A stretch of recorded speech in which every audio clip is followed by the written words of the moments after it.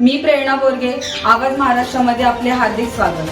पाहुयात आजच्या ठळक बातम्या. मुरबाड तालुक्यातील आंबेटेंबे येथे माता भीमाईंची जयंती मोठ्या उत्साहात पार पडली. या जयंती महोत्सवाचे प्रमुख पाहुणे म्हणून आनंदराज आंबेडकर उपस्थित होते. या प्रसंगी अन्याय अत्याचार निर्मूलन समितीचे ठाणे जिल्हा अध्यक्ष तथा आंबेडकरी आंदोलनाचा आश्वासक चेहरा असणारे युवा नेतृत्व अण्णा साळवे यांनी आपल्या भाषणात आंबेटेंबे येथे उभारण्यात येत असलेल्या भीमाईंच्या आंतरराष्ट्रीय स्मारक व भीम अनुयायांच्या सोयी सुविधांसाठी आनंदराज आंबेडकर यांनी शासनाकडे पाठपुरावा करावा अशी विनंती केली.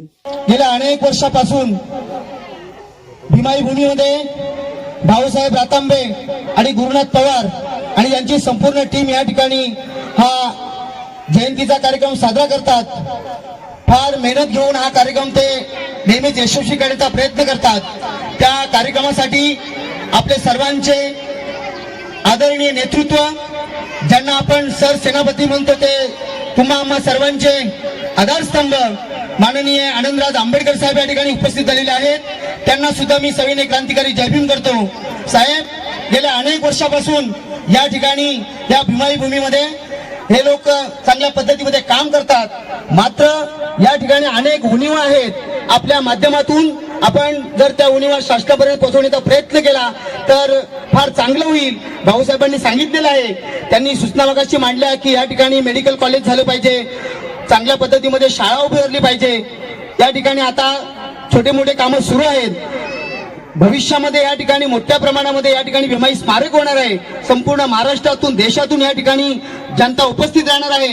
त्यांच्या सर्व सोयी सुविधा याकडे उपलब्ध व्हाव्यात म्हणून आपला देखील सहभाग असावा आणि आपण पुढाकार घेऊन ही आमची सर्व बाब शासनापर्यंत पोहोचवावी, जेणेकरून आम्हाला या ठिकाणी चांगल्या पद्धतीमध्ये सुविधा उपलब्ध होतील.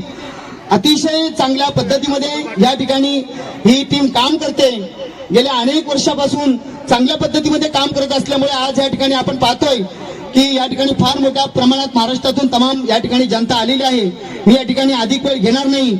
मी माझ्या अन्याय अत्याचार निर्मूलन समितीच्या वतीनं मी या ठिकाणी माता भीमाई यांना अभिवादन करतो आणि थांबतो.